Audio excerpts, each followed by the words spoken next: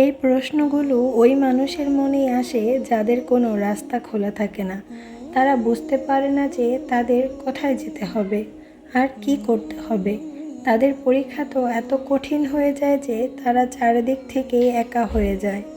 তারা দোয়া তো করে সেই মানুষটাকে পাওয়ার জন্য, তারপর আবার এটা চিন্তা করে যে তাকে পাবো নাকি পাবো না। না পাওয়ার ভয় তাদের সবসময় লেগেই থাকে। তারা এত ভয় পায় যে এতদিনের অপেক্ষা যদি সব বিফলে যায়। কিন্তু আল্লাহ কাউকে পরীক্ষায় ফেললে তাকে একা ছেড়ে দেন না। আল্লাহ তাআলা তাদের ইশারা দেয়, সঠিক পথ দেখায়, যেন তারা সেই দোয়ার মধ্যে লেগে থাকে। তাদের সাহস হারাতে দেয় না। দেখো, পরীক্ষা কিন্তু এত সহজ না। অনেক কষ্টের, অনেক অপেক্ষার মধ্য দিয়েই যেতে হয়।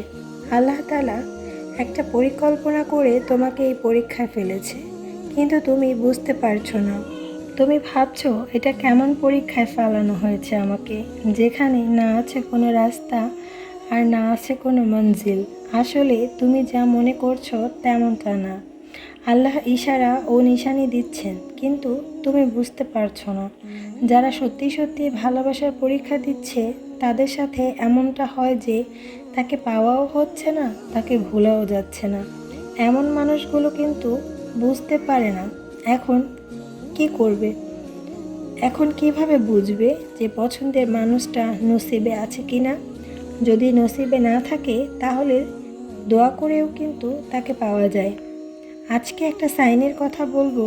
প্রিয় মানুষটা নসিবে থাকলে এই নিশানিটা প্রকাশ পায়। তোমার যে প্রিয় মানুষটা, তার মধ্যেই তোমার শান্তি অনুভব করা, যে শান্তি তুমি আর কারো কাছ থেকেই পাবে না।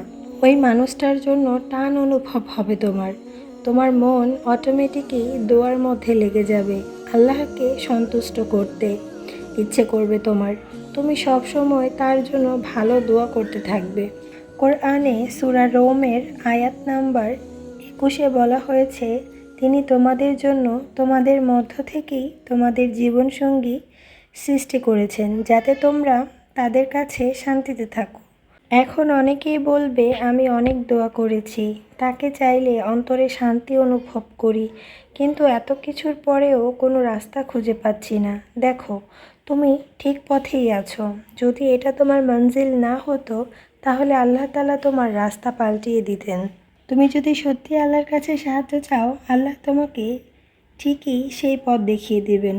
যারা অনেক চেষ্টা করার পরেও অন্য রাস্তা খুঁজে পাচ্ছ না, আর ওই দোয়া আর সেই মানুষটার মধ্যেই তোমার শান্তি লাগে, তাহলে জেনে রাখো ওই মানুষটাকেই তোমার দোয়া আর তোমার পরীক্ষার পর তোমার নসিবে লিখে দেওয়া হবে।